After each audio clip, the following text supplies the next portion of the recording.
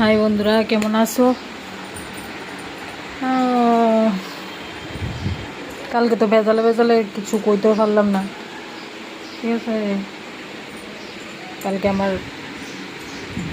মানে আমার বরের বাড়ির থেকে যে জিনিসটি আইছে আর কি, এই যে সুরেশটা আনলো কালকে, তারপরে এই যে ড্রেসিং টেবিলটা, এই যে সোফাটা,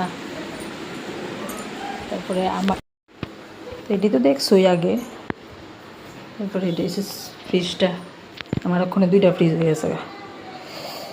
ঠিক আছে, আর এই সোফাটি বিক্রি করে দেবো। এই যে আমার সোফাটি আর কি।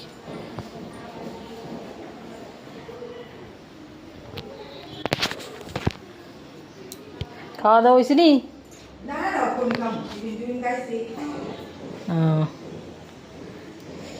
এই সোফাটি বিক্রি হয়ে যাবে, বিক্রি হয়ে যাবে। যে ফ্রিজটা,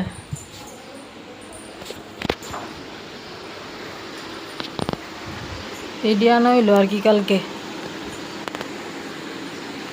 এখন তো আর বাড়ির যেত না, দিকে একবারে সব লইয়ে পড়ছে।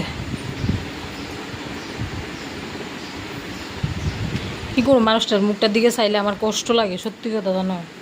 আসলে কি মানুষ সত্যি মানুষের মুখটার দিকে চাইলে আমার খুব কষ্ট লাগে। মানে আজকে আমারও কেউ নাই, একসময় কাজ্যা করি, ঝগড়া করি, যা কিছুই করি, আমারও কেউ নাই, হেরও ওখানে ধরতে গেলে কেউ নাই, শুধু মা ছাড়া। মা বাপ না থাকলে তো দুনিয়ার কিচ্ছু নাই।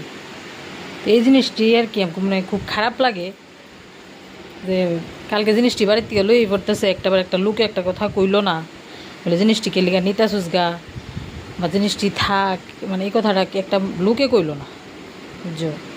তো এই জিনিসটি খারাপ লাগে আর কি। কিতা কমো আর, কোয়ার আর কিচ্ছু নাই।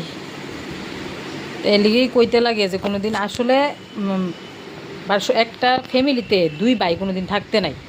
সিঙ্গেল ভালো, বুঝছো? সিঙ্গেল ভালো, এটা ভাই বোন থাকো এটা ভালো, কিন্তু 2 ভাই কোনো দিন থাকতে নাই। ভাইয়ের জম, বুঝছো? কথাই আছে, ভাই জিয়ানো ঠাইটা ইয়ানো।